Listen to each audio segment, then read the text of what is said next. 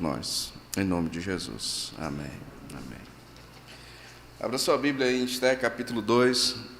Nós vamos dar continuidade à exposição desse texto.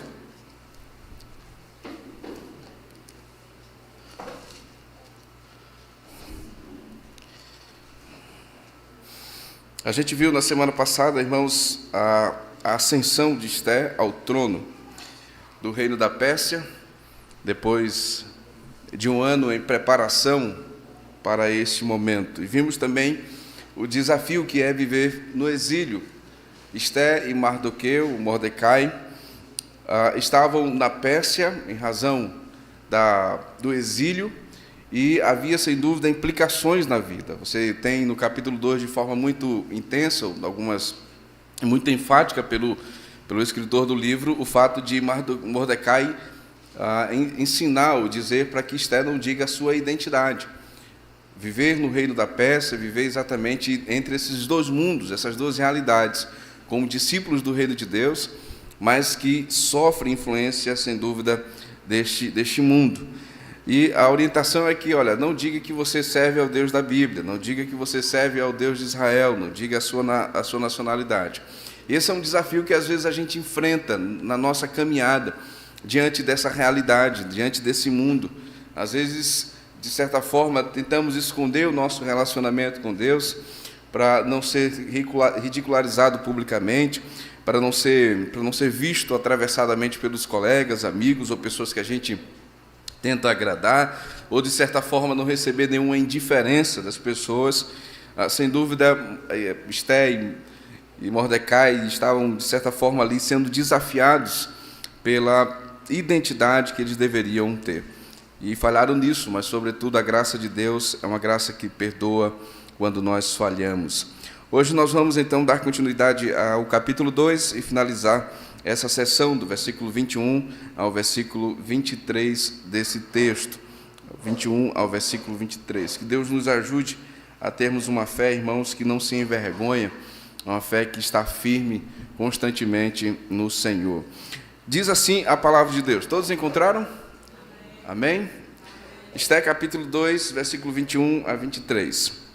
Naqueles dias, estando Mordecai sentado à porta do rei, 2 eunucos do rei, dos guardas da porta, Bigtã e Teres, sobremodo indignaram e tramaram atentar contra o rei Assuero. Veio isso ao conhecimento de Mordecai, que o revelou à rainha Esté. Esté o disse ao rei, em nome de Mordecai. Investigou-se o caso e era fato, e ambos foram pendurados numa forca.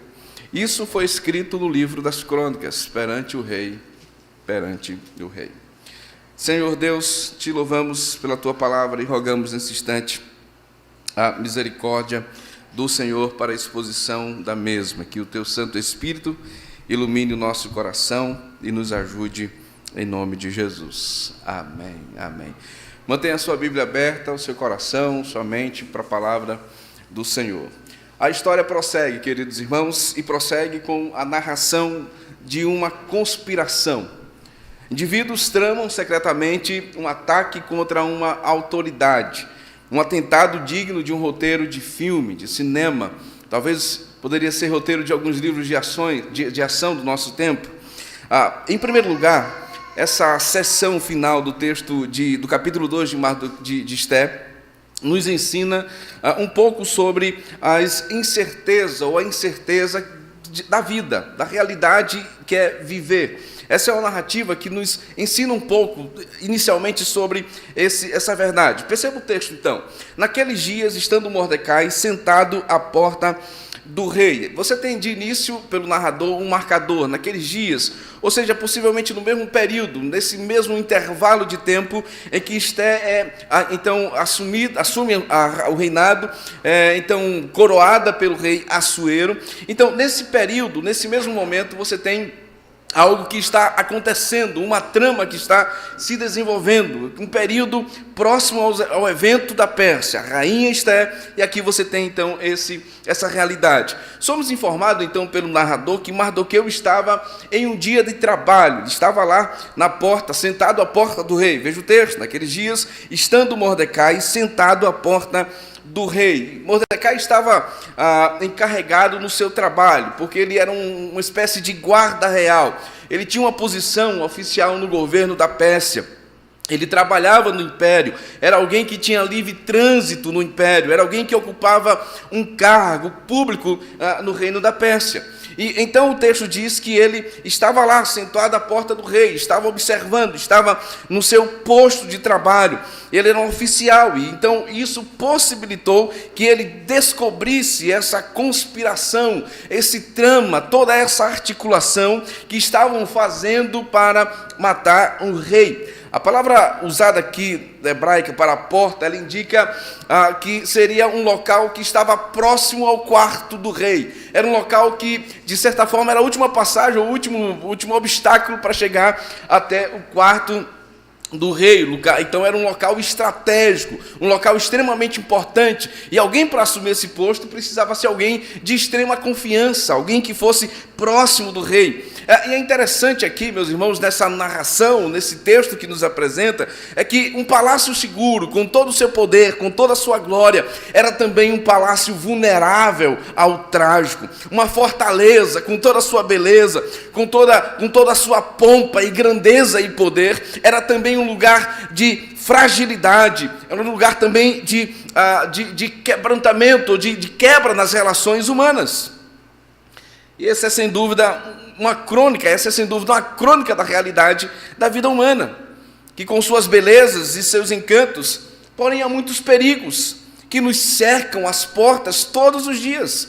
Perigos que surgem, inclusive, de quem está próximo de nós. Pessoas que depositamos a confiança, pessoas que, de certa forma, esperamos alguma consideração, alguma reciprocidade, mas não acontece. O perigo estava à porta do rei. O perigo também cercava o palácio real. Sabe, às vezes a gente tenta fugir dessas fragilidades da humanidade, da vida humana, do que é a realidade. Então a gente investe em segurança, nisso e naquilo outro. Mas o perigo está cercado, ou cercando todo ser humano. E aqui é exatamente o que é apresentado no texto.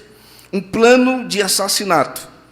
Esta seria uma história que talvez estivesse rondando, estivesse nas manchetes dos jornais, nos noticiários da época. Isso seria um noticiário internacional, um homem poderoso, grandioso, um homem com muito poder sobre o mundo, agora estava perto de ser executado e assassinado por homens de confiança do seu reinado. Qual o motivo, então? Perceba uma coisa, naqueles dias, estando Mordecai sentado à porta do rei, 2 eunucos do rei, dos guardas da porta, Bigtã e Teres, sobremodo se indignaram e tramaram atentar contra o rei Assuero. Esses personagens aqui, o texto deixa claro quem eles são. Eles são 2 eunucos, são oficiais do rei, são pessoas ligadas ao rei Assuero, Bigtã e Teres. Os irmãos sabem muito bem que Assuero tinha um enorme harém de muitas mulheres. E ele sabia que se permitisse homens trabalhando naquele local, eles poderiam, de certa forma, emitir algum tipo de sinal para as mulheres, tentar, então, conquistar seus corações, e, de repente, elas pudessem cair nas lábias, né, desses personagens. Afinal, muitas dessas mulheres que estavam lá no harém do rei, ele não se importava.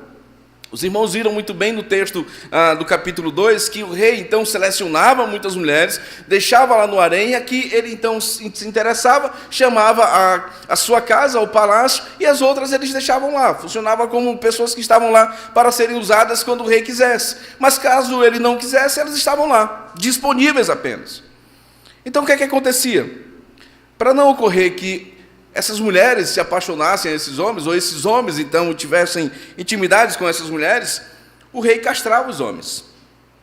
A história registra, irmãos, que anualmente era levado mais de 500 jovens para a casa, para o palácio do rei, para serem castrados. Então, imagina a situação, imagina o cenário. Imagine o trama, o jovem estava lá crescendo, se desenvolvendo, o sujeito estava no convívio da sua família, com os seus sonhos, de repente pensando em constituir uma família, em ter uma casa, em ter filhos, em seguir a sua vida, em realizar os seus planos e sonhos. Ele estava lá, vivendo a sua vida. De repente chega lá a convocação do rei. Olha, o rei está convocando. Você vai trabalhar no palácio. Você vai ser castrado e vai ficar cuidando do harém do rei. Perceba, talvez estivesse passando pela cabeça daqueles jovens. Tudo bem, o senhor me convocou para ser eunuco, eu vou matar o rei. Eu vou lhe matar. 2 eunucos, diz o texto, e o texto cita o nome desses dois, Bigtã e Teres. Eles estavam tramando, então, contra o rei da Pérsia. Sabe, queridos, aqueles homens eram próximos do rei. Eles estavam propensos a tirar a vida do rei. Uma coisa interessante é que o rei morre dessa forma. Anos posteriores, Assuero sofre exatamente um ataque de 2 ou de eunucos que matam a sua vida. Mas isso é depois. Mas essa é uma realidade, irmãos, da qual o mundo nos apresenta. A fragilidade da vida humana, tanto daqueles mais vulneráveis como dos mais poderosos. Todos eles estão sujeitos à morte. Todos eles estão sujeitos a tragédias. Todos eles estão sujeitos a situações adversas. É uma doença, um acidente, uma situação aqui, outra ali, que pode apagar a faísca viva e cessar toda a esperança humana. Do que precisamos, então? Do que carecemos, então? Como se livrar dessa realidade, desse cenário da existência humana? Nós precisamos de alguém que interceda por nós. Nós precisamos de alguém que, então, intervenha na nossa realidade. É exatamente isso que acontece. Veja-se, e esse é o meu segundo ponto aqui, movendo-se para livrar um rei mau. Veja o texto, então. Diz o texto do versículo 22, veio a isso ao conhecimento de Mordecai, que o revelou à rainha Esté, e Esté o disse ao rei, e em nome de Mordecai, investigou-se o caso, e era fato, e ambos foram pendurados numa forca. No caso do rei Assuero, é dito que Mordecai, de alguma forma, fica sabendo que aqueles eunucos tinham mais intenções contra o rei. Veja, isso é muito claro no texto. Mordecai fica sabendo. A narrativa do texto, meus irmãos, ela é breve, ela não se preocupa, então, em dizer como isso chegou ao conhecimento de Mordecai, como ele descobriu todo esse enredo, como ele ficou sabendo dessa história. De repente, ele pode ter sido solicitado para ser alguém que estava lá para se tornar um cúmplice, a fim de que, com a ajuda dele, aqueles homens conseguissem matar o rei, ou de repente, ele pudesse ajudar em uma fuga diante daquele cenário, diante daquele momento. O texto não diz, não deixa claro, não informa o que acontece. Mas diante do conhecimento, diante da realidade, diante do cenário, diante daquilo que estava sendo proposto, da tragédia que estava para acontecer, diz o texto que Mordecai toma uma decisão. Talvez Mordecai poderia dizer assim: esse é um rei mau. Assuero é um rei que está pensando unicamente para a sua glória, na sua glória. Assuero é uma pessoa que simplesmente usa as pessoas para o seu bel prazer. Ele levou minha sobrinha, minha afilhada, levou para a sua casa, levou para o seu harém, abusou dela, usou ela, tudo bem, ela é rainha agora, mas ele é um rei mau. Ele poderia ser movido por esse sentimento, mas ele não foi movido a isso. O que é que Mordecai faz? Ele toma uma decisão. Ele vai fazer uma coisa boa por um homem mau. Ele vai fazer uma coisa boa por um pecador. Ele vai fazer uma coisa boa por alguém que não merece. Ele vai fazer algo que poupará a vida daquele homem. Imediatamente diz o texto que, ao tomar conhecimento, ele contou à rainha Esté, e a rainha então diz ao rei, e o rei toma atitude diante daquela informação. Queridos irmãos, está mais aqui uma crônica, de fato, daquilo que é o Evangelho, de fato, daquilo que é a graça de Deus. Nós temos aqui aquilo que, de fato, vai espelhar a atitude também de um outro homem, de uma outra pessoa que assumiu a forma de homem, que veio a esse mundo, que entregou a sua vida, que tendo conhecimento de quem somos nós, que tendo conhecimento do nosso coração pecaminoso, que tendo conhecimento do nosso distanciamento, da nossa inclinação para o pecado, que tendo conhecimento daquilo que não agrada a Deus presente no nosso coração, mas Ele resolveu interceder por nós. Ele resolveu interceder pela nossa vida. Um homem resolveu salvar a vida de um pecador. Está posto diante de nós, meus irmãos, o que é o cenário do Evangelho. Talvez você diga assim: tudo bem, mas eu não sou o rei Assuero, eu não cometi muitas coisas como o rei Assuero, eu não tenho tantos pecados, eu não tenho como o rei Assuero. Mas de fato nós somos pecadores. De fato essa era a nossa condição. De fato essa é a nossa realidade. A trama do pecado, então, nos condenava para a perdição, nos levava para o inferno, nos conduzia para a morte, mas a graça de Deus se revelou em Cristo Jesus, a graça de Deus se revelou no Filho, de modo que Ele disse: eu vou interceder por Ele, eu vou entregar a minha vida por Ele. E Ele fez isso por mim e por você. A atitude de Jesus, a vida de Jesus, o mover-se de Cristo, salvou a sua vida, poupou a nossa vida da condenação eterna. Sabe, queridos irmãos, essa é a realidade que o texto nos ensina, e essa é uma verdade preciosa que deve trazer alegria ao nosso coração, porque essa era a nossa condição. A nossa vida estava por um fio, os nossos pés escorregavam para a morte, o nosso coração estava distante do nosso Criador, a nossa alma estava perdida nas mãos, então, dos nossos prazeres, dos nossos desejos, dos nossos instintos, dos nossos pecados. Estávamos por um fio, mas a bondade de Deus se revelou em Cristo Jesus. Uma outra verdade que a gente aprende em terceiro lugar, meus irmãos, é o fato de que esse texto nos ensina também sobre a nossa vida à disposição de Deus neste mundo. Perceba que Mordecai estava servindo, irmãos, em um reino que não era a sua pátria, em um lugar que não era a sua morada, em um reino do qual ele não pertencia.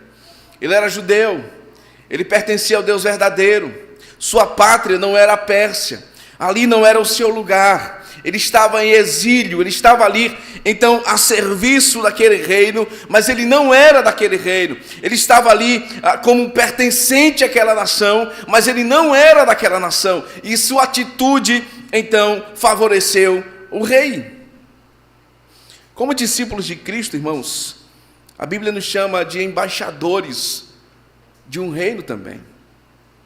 A Bíblia nos coloca na posição de representantes, de pessoas que estão nesse mundo com uma missão. E aonde Deus nos coloca com esse propósito. Aonde Deus nos insere com o objetivo de refletirmos o seu reino, de sermos então pessoas que honram o Senhor onde a gente está.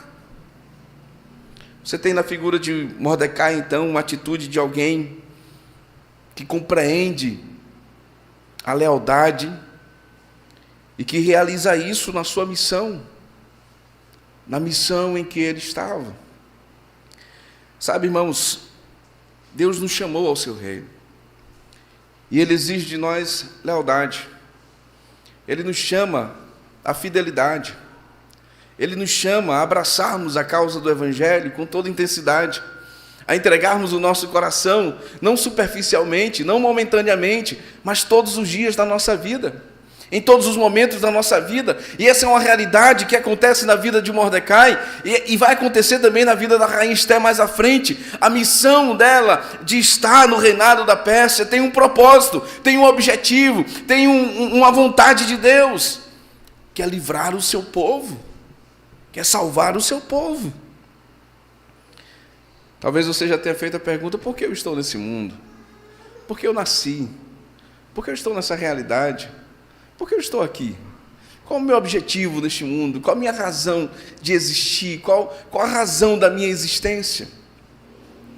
Essas perguntas são norteadoras, porque quando a gente não tem esse senso de propósito, de objetivo, daquilo que Deus quer para a gente, de certa forma, isso pode fazer com que o nosso coração se mova em incertezas. Mas a Bíblia é clara sobre a nossa vida, sobre o nosso propósito, sobre a realidade de Deus nos trazer a esse mundo. Glorificar o nome de Deus, honrar o nome de Deus, ter prazer nele, viver para ele, cumprir seus objetivos e sua função nesse mundo. Então olhe para onde você está hoje, diga: Senhor, o Senhor me colocou aqui e eu sei que o Senhor tem um objetivo para isso. Olhe para o seu momento agora, diga: Senhor, o Senhor me colocou nessa realidade, nesse trabalho, nessa igreja, nesta cidade, nesses relacionamentos. O Senhor tem um objetivo para isso. Senhor, abre os meus olhos, dizendo ao Pai os meus olhos, para que eu possa entender o meu lugar no propósito de Deus, para que eu possa entender a minha vida, não simplesmente voltada para mim mesmo, mas voltada para o objetivo do Evangelho, para a glória de Deus. Deus nos moveu a isso. Deus, por que eu estou nessa família? Por que eu sirvo com essa profissão? Por que eu exerço esse trabalho? Por que eu estou nessa faculdade? Porque há um propósito do Senhor, e sem dúvida Deus irá usar a sua vida para poupar vidas da condenação eterna. É uma palavra que a gente dá a algum colega, é uma oração que a gente faz pelas pessoas. É uma visita a um hospital e de repente você tem a oportunidade de orar por alguém. Sei lá, são diversas circunstâncias na vida que Deus proporciona com a finalidade de sermos instrumentos do Senhor para trazer esperança para a vida daqueles que estavam para perecer. Meus irmãos, a nossa vida, ela vai cumprindo essa agenda de Deus. Eu gosto do texto de Mateus, capítulo 4, quando o autor diz assim, que quando o Senhor Jesus tomou conhecimento que João Batista havia morrido, então ele mudou para Cafarnaum. E aí o autor diz assim: para que se cumprisse o que foi dito pelo profeta. Perceba, você tem uma informação recebida por Jesus que o move a sair da cidade, do local em que ele estava, para outra cidade. Mas você tem também uma agenda de Deus para que se cumprisse o que foi dito pelo profeta. As nossas vidas precisam serem vividas a partir dessa realidade. Eu não estou fazendo esse curso simplesmente porque é uma coisa que eu gosto. Eu não estou fazendo essa faculdade simplesmente porque é algo que eu amo. Eu não estou trabalhando nessa empresa simplesmente para minha manutenção, para cuidar da minha família, para ter recursos, para realizar coisas que eu anseio realizar. Mas o Senhor, eu sei que há um propósito nisso. Eu sei que há um para que se cumprisse isso na minha vida. Mardoqueu tinha ciência disso. Mardoqueu, então, ele se coloca como alguém, Mordecai, como alguém que é usado para poupar a vida daquele rei. A informação salvou notadamente a vida do rei, meus irmãos, e isso foi registrado no livro das Crônicas. Veja o texto, versículo 23. Investigou-se o caso, e era de fato, e ambos foram pendurados numa forca, e isso foi escrito no livro das Crônicas. Após a confirmação do fato, né, após uma investigação, depois de uma diligência, então se confirmou aquilo que fora dito. E aqueles homens foram pendurados numa forca, ou literalmente o texto, num madeiro. E essa era uma forma antiga de matar pessoas, né, ou de exibir o morto diante das pessoas. A vítima era atravessada por uma estaca e ele era pendurado e deixava lá até morrer.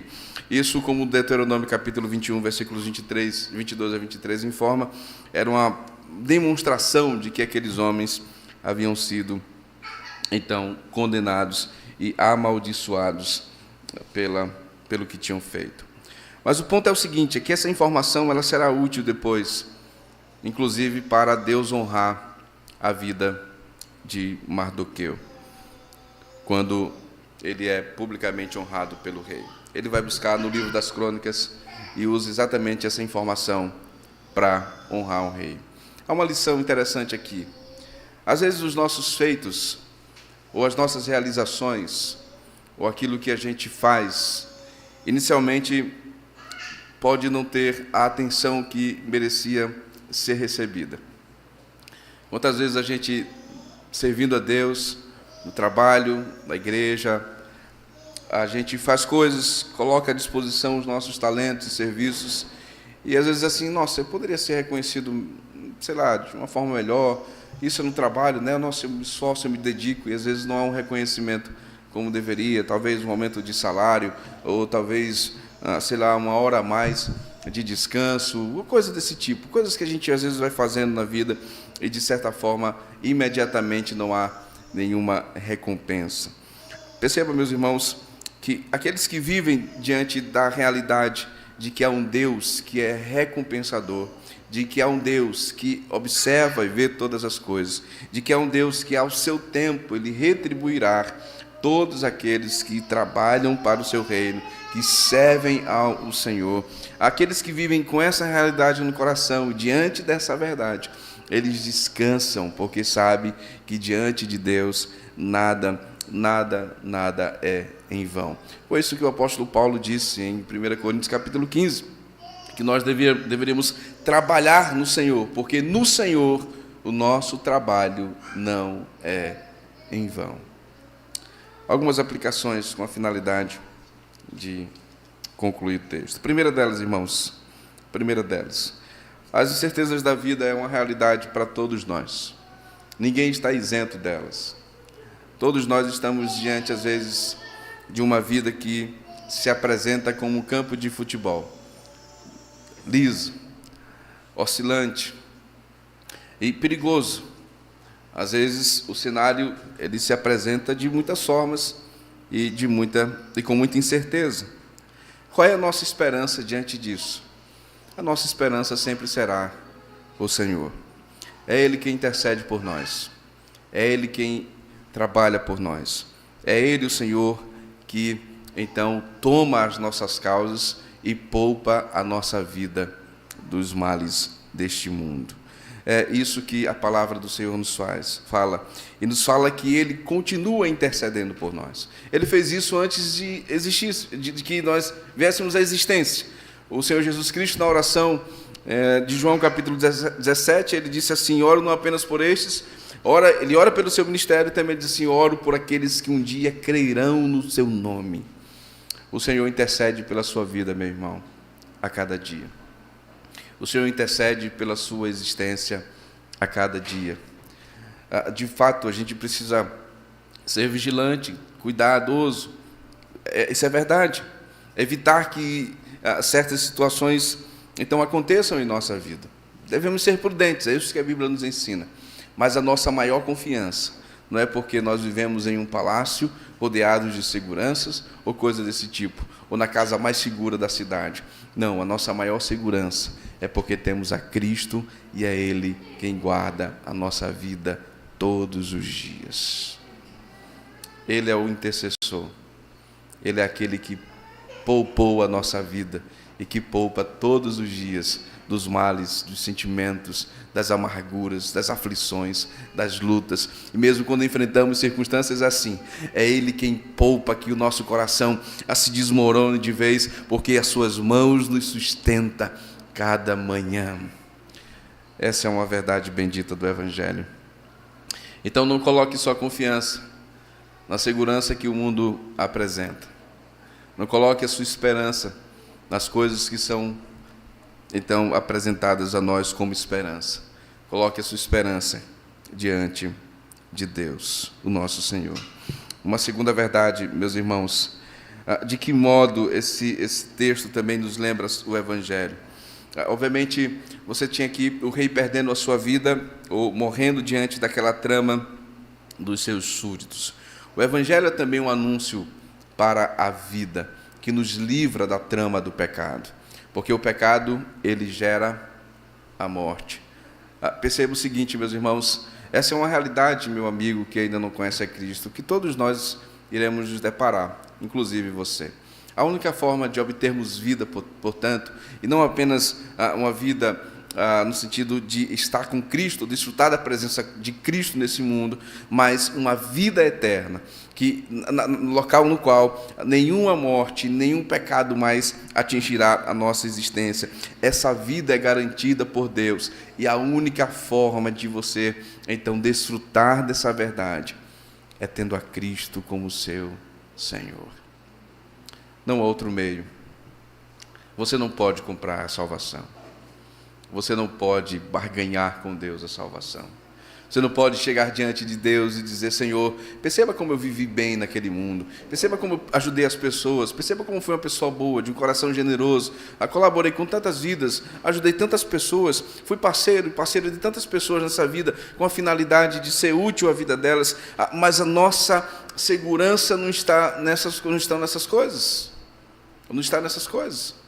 Está no fato de que a nossa vida só será poupada pela graça de Deus e pela obra de Cristo Jesus, o Senhor. Portanto, essa é uma oportunidade para você dizer: Senhor, entendo assim como a Soeira, minha vida está por um fio, assim como a Soeira, minha vida estava à beira da morte, mas eu sei agora que o Senhor é um Deus que salva, é um Deus que perdoa, é um Deus que traz vida e que liberta da condenação eterna. Essa é uma oportunidade para você tomar essa decisão. Não deixar para amanhã, não deixar para depois, mas confiar a sua vida a Jesus Cristo, o nosso Senhor. Uma outra verdade, irmãos, é compreender a nossa vida alinhada ao plano de Deus, alinhada aos objetivos de Deus, alinhada ao querer de Deus. Irmãos, às vezes nós ficamos muito perdidos sobre o que fazer da vida, o que nós vamos realizar da vida, ou como colocar os nosso trabalho, os nossos objetivos e vida alinhado ao propósito de Deus. Uma forma que a gente pode, então, reconhecer um caminho para a gente ajustar esse entendimento, esse coração, é compreender a necessidade. Mardoqueu sabia a necessidade da informação chegar até a rainha para que a vida do rei fosse poupada. Nós precisamos compreender, então, as necessidades. Às vezes, de que forma eu posso servir a igreja?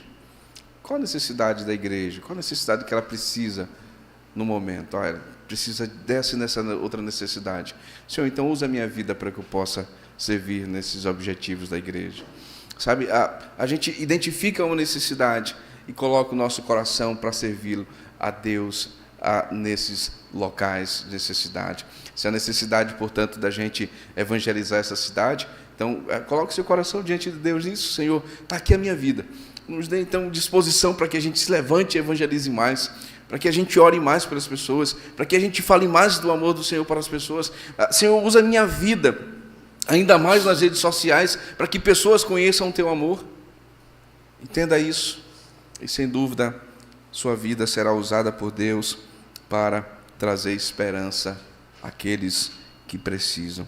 Se é no seu trabalho, de repente há muitos conflitos lá, e você diz: eu preciso, acho que esse ambiente precisa mais um pouco da graça de Deus. Senhor, usa a minha vida para que essa graça chegue, então, a esses corações. Se de repente são relacionamentos, conflitos em casa, esse local precisa mais do mover de Deus. Senhor, usa a minha vida para isso. Eis-me aqui, eu coloco à disposição do Senhor a minha vida para isso. Se, então, levar a esperança para alguém, a palavra para alguém, uma orientação, um encorajamento para alguém, Senhor, usa a minha vida para que eu possa fazer isso a esta pessoa. Que Deus nos ajude a alinhar, então, a nossa vida a essa realidade do reino de Deus, onde estivermos. Por fim, meus irmãos, a nossa vida, ela não deve ser movida simplesmente por resultados imediatos. Mardoqueu, ele foi beneficiado por essa atitude posteriormente, tempos depois, quando o rei estava lá e foi ler o livro de Crônicas e entendeu, e relembrou o que tinha acontecido, e aí ele resolveu honrar Mardoqueu. Essa é uma realidade também na nossa vida. Trabalhar unicamente para resultados imediatos, isso pode ser muito perigoso, porque isso, de certa forma, não é algo que acontece assim, tão rápido. O nosso trabalho é, portanto, meus irmãos, um trabalho que busca edificar vidas, que busca construir para o amanhã. E é assim, na realidade, na vida como um todo. Você vai adquirir conhecimento, isso é uma construção, você vai ao longo do tempo buscando informação, você vai cuidar da sua saúde, isso também é uma construção do seu físico, isso também é uma construção da vida como um todo. A vida como discípulo de Jesus, como agentes do reino de Deus nesse mundo, é também um trabalho de semeadura, de plantação, que Deus fará crescer ao seu tempo e no momento certo, e retribuirá a cada um segundo as suas obras. Eu queria encorajar você, de repente, que está orando já há um tempo por algum familiar. Diz assim: mas Senhor, eu já tenho falado tanto a essa pessoa do teu evangelho. Já estava na hora dela se converter. Eita, coraçãozinho duro. Continue orando e evangelizando. O resultado o Senhor trará o seu tempo. Continue perseverando. Continue colocando o seu coração diante de Deus. Não esmoreça não, não desanime não. Vai firme, continua com o coração firme no Senhor. Sabe, irmãos, é exatamente assim. Talvez a gente não receba imediatamente o fruto do nosso trabalho, mas certamente ele chegará. E se a gente talvez não for o beneficiado, o principal beneficiado disso, mas Deus usará o trabalho para beneficiar a vida de alguém, a vida de pessoas. Foi assim com o nosso Cristo. E diz o texto que ele viu o fruto do seu trabalho e se alegrou. Ele trabalhou, ele evangelizou, ele anunciou, e esse trabalho está crescendo, esse trabalho está avançando dia após dia. Você é fruto de um trabalho do Cristo, do Senhor, que foi iniciado na eternidade e veio na história, e ele foi anunciando, e discípulos ao longo da história foi anunciando, e o Evangelho chegou até nós aqui na cidade de Goiânia, e a graça nos alcançou, e sem dúvida esse trabalho será uma semente para levar esperança para muitos outros que tomem conhecimento da palavra de Deus até o Senhor voltar. O nosso trabalho no Senhor nunca é em vão. Deus abençoa aqueles que trabalham para Ele. Deus é um Deus generoso, diferente de Assuero, que não reconheceu isso na vida de Mordecai. Deus é um Deus que nos abençoa e é um Deus generoso. E a maior prova da sua generosidade não é o carro que você comprou, a casa que você comprou, o seu salário que aumentou, ou qualquer coisa que você conquistou nessa vida. É também, e além disso, é sobretudo, o próprio Cristo, o maior bem que qualquer discípulo do Senhor pode ter nessa vida. Ele nos deu o Filho, e no Filho Ele nos dá todas as demais coisas.